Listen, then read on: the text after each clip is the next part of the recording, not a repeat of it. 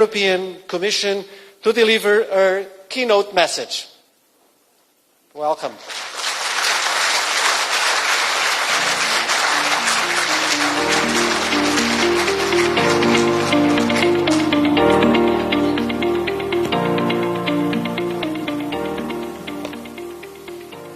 Thank you very much, President Duarte, Chairman Chua, Minister, ladies and gentlemen. It is very special for me to be here in Manila and once again to experience firsthand the famous Filipino hospitality. Each time I visit, I am struck by the warmth, the intelligence, and the honesty of the people I meet.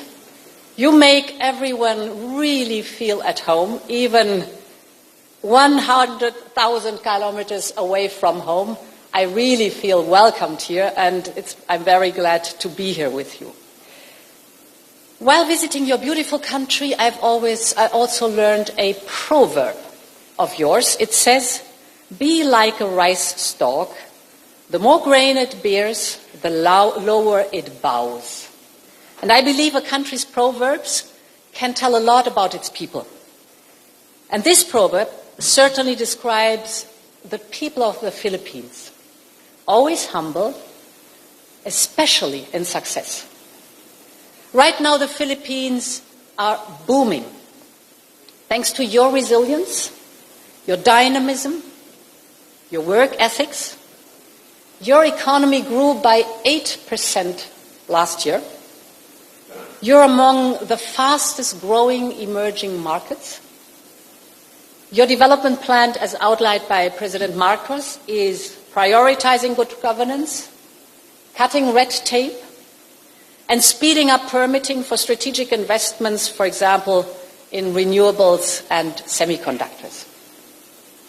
Not only does this make the Philippines an even more attractive trade and investment destination for European firms, but Filipino companies are also beginning to thrive in the European Union.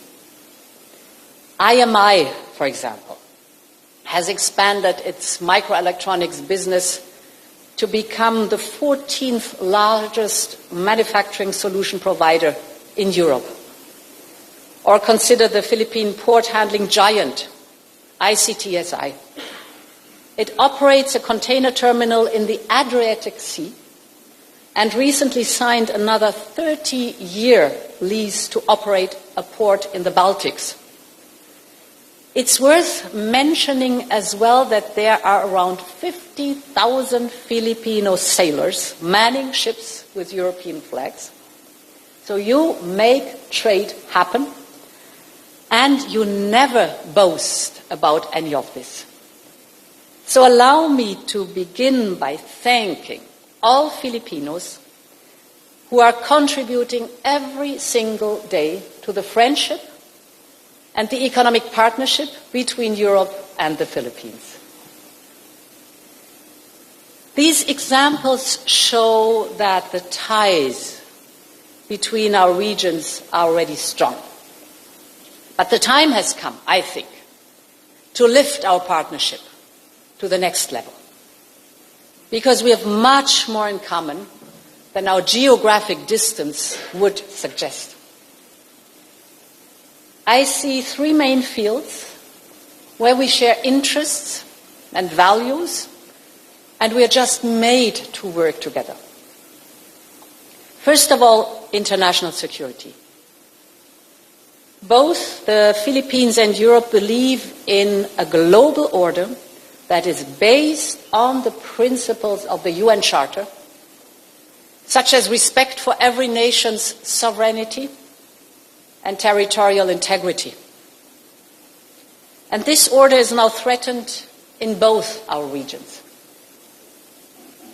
Second, economic transformation. We are both modernizing our economies with a focus on the green and the digital transition. And in parallel, we are de-risking our trade investments. Europe and the Philippines are natural economic partners more than ever before. And third, on democratic values. Because economic progress can only be coupled with social progress for all people in our societies. Let me begin with security. The Philippines have helped build the rules. Founding member of the United Nations, ASEAN, and the World Trade Organization.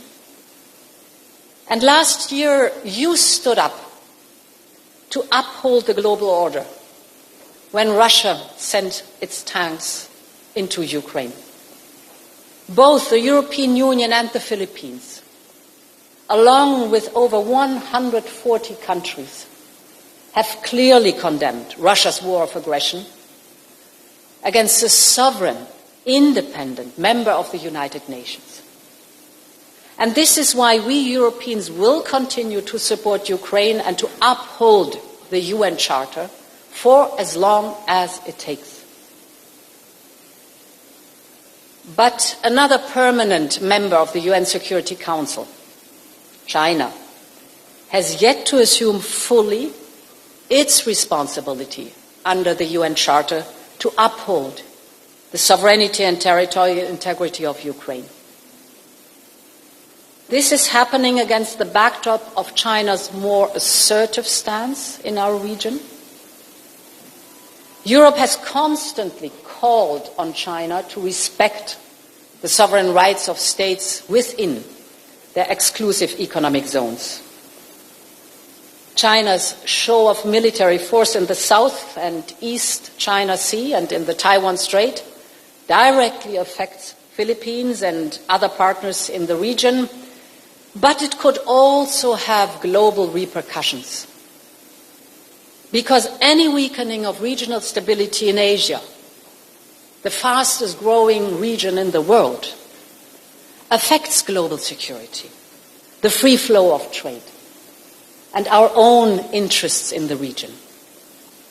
So whether we talk about Ukraine or about the South China Sea, our security is connected. And that is why the European Union has been enhancing its engagement in the Indo-Pacific. We aim to promote a free and open Indo-Pacific, to reinforce respect of international law, and address global challenges. With the Philippines, we are deepening our security partnership, particularly on maritime security and on cyber cooperation. And we want to do more. Ladies and gentlemen, we cannot choose our neighbors, but we can choose who to do business with and on what terms. And this leads me to my second point. We Europeans are clear-eyed when it comes to diversifying and de-risking our trade and investments. We made the mistake with Russia, thinking that we could manage our geopolitical interests through business. Just to recall, before the full-scale invasion of Ukraine, Europe heavily relied on fossil fuel energy imports from Russia. Then, when the Kremlin started the war, Russia tried to blackmail us with cutting its gas supply. First of all, it threatened, and then it cut. Russia cut 80% of the natural gas supplies to Europe within 8 months. So you can imagine this triggered a severe energy crisis in Europe, but we withstood. We saved energy, 20% of the energy. The European people really understood what it was all about. We diversified to like-minded partners like the United States and Norway, Algeria, Morocco. And we massively invested in renewable energy because this is homegrown energy. So for the first time last year, the European Union produced more electricity from sun and wind than from gas. Today, we're stronger than before and more independent. And we have learned our lesson. So we won't make the same mistake again. When it comes to key inputs needed for our competitiveness, not only energy, but for example, critical raw materials, we should never rely on one single supplier. And this is the core of our de-risking strategy. And I know this is not only Europe's strategy. The Philippines, for instance, exports 90% of its nickel ore to China. Instead of processing it inside the country to create more jobs and added value. That's also why I'm here in Manila today. The Philippines and the European Union have a major opportunity to step up our partnership on both trade and investment. So let me focus on investment first. Europe has just launched a plan for boosting infrastructure investments in strategic sectors in partner countries. We call it Global Gateway. And for ASEAN, we've put forward an investment package worth 10 billion euros in public funds. But it's not only about money. It's also about the method. European investments come with the highest environmental and labor standard, as well with a strong focus on creating local value chains.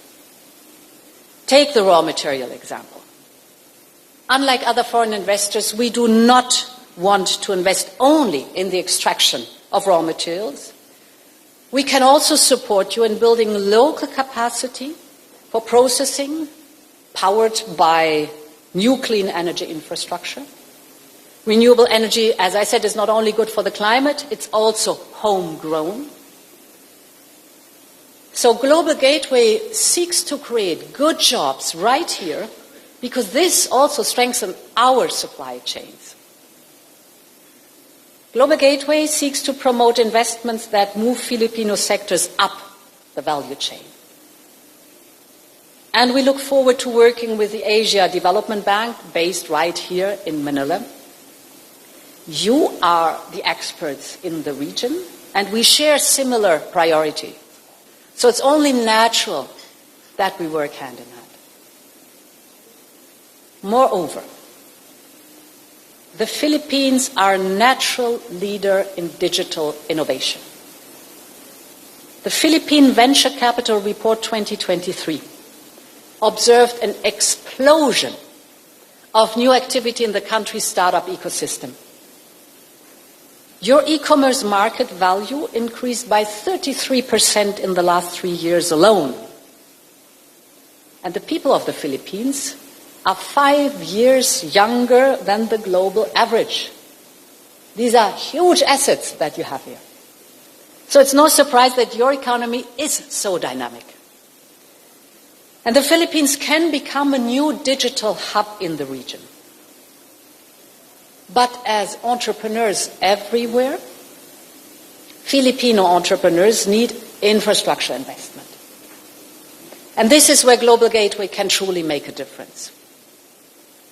And we are already working on the ground, or I should rather say in space. Together with the Philippine Space Agency, we are building the first Earth observation system, and in parallel, Nokia is investing in 5G infrastructure. So why does this matter to Filipino investors? And why does it matter for Filipino innovators? Because the European Copernicus satellites and their data will be made available for space-based services right here in the Philippines. In other words, the Copernicus data will be in real time stored and shared here in the Philippines through your space agency. And this is of utmost importance, for example, for this disaster risk management, or for early warning systems against typhoons, a typical topic here for the Philippines, but also for climate change observation, for satellite navigation, which is fundamental for aviation, for example, for drones and autonomous driving. And this example is just a part of a larger digital economy package that we are finalizing with the government. We are even, and I love this project, exploring a possible extension of a new fiber submarine cable that will connect the European Union via the Arctic to Japan, and now we're looking into the possibility to extend it to the Philippines. So we would create a direct data connection between our two regions to de-risk and open up new opportunities for both our economies. New investments could also lead the way for more trade between Europe and the Philippines. The European Union is your first foreign investor, your fourth largest trading partner, accounting for nearly 8% of your trade. And this is thanks to our current trade preference scheme, the so-called GSP+, which we will prolong. But there's much more untapped potential in our trade relationship. And let me give you an example. A few months ago,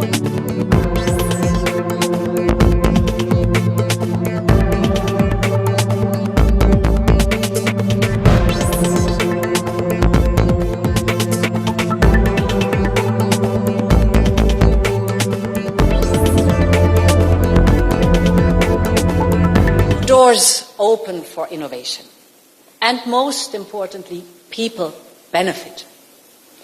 So let's make progress. Our trade agreements with Singapore and Vietnam are already delivering, and Europe wants to conclude more free trade agreement with other ASEAN countries.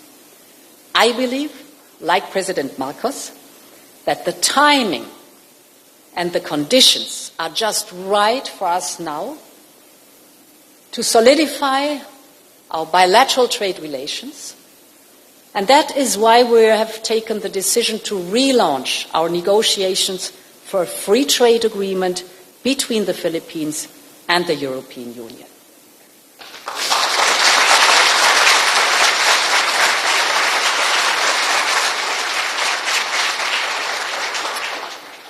Trade agreements today are about much more than eliminating tariffs and quotas.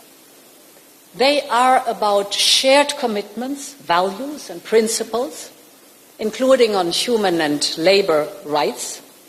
And this leads me to the last point. Our democracies. All of them are work in progress. None of them is perfect, but all of them are perfectible.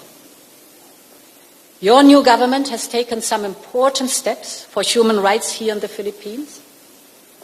Each one of our democracies is different, but we all share the same universal values and the same direction of travel. The path towards better democracies is one that we can and we should walk together. Ladies and gentlemen, the Philippines and the European Union may stand at the opposite sides of the world, but our destinies are linked more than ever before. We see it with geopolitics and climate change. We see it in the connection of our value chains. We have a similar outlook in the Indo-Pacific, and we have strong economic ties. Europe wants to be a trusted partner to the Philippines as it grows into its economic potential. We want to be partners who stand eye to eye, partners who put people and their values first. Having met so many wonderful people here in the Philippines who are proud of their country, hardworking and humble, I'm excited for what we can achieve together. I know you are proud of your Bayanihan spirit, and I really hope that we can build the same spirit of community between us in Europe and the Philippines. Salamat, and thank you very much for inviting me. Thank you very much. Maraming salamat po, Madam President. May we ask you to stay on stage. This is going to look like a Philippine wedding, which is the picture-taking part. So we're going to do it in 2 batches. It's usually the bride's family and the groom's family. But this time, we'll start with batch number 1, speakers, heads of organizers, and guests of honor from the Philippine government. Secretary Pascual and our esteemed panelists, please come here on stage and join us for a family photo.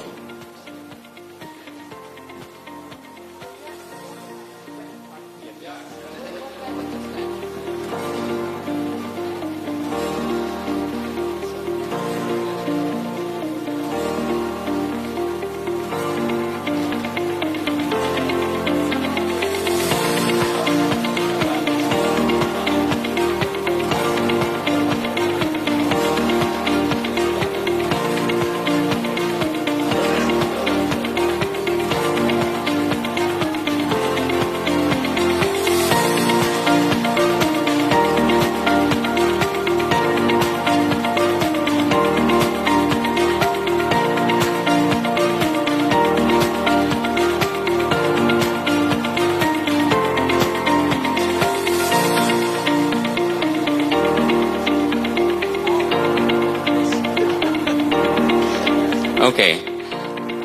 It isn't over yet, Madam President. We have batch number 2. Okay. Batch number 2 consists of the European heads of mission. Your Excellencies, please.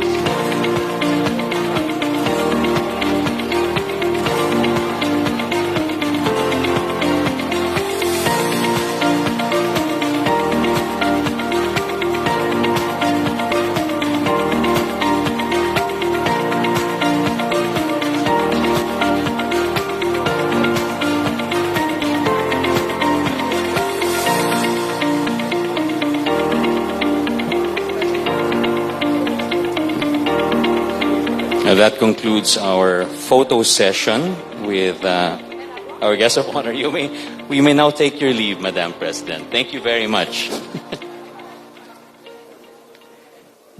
At this point, I would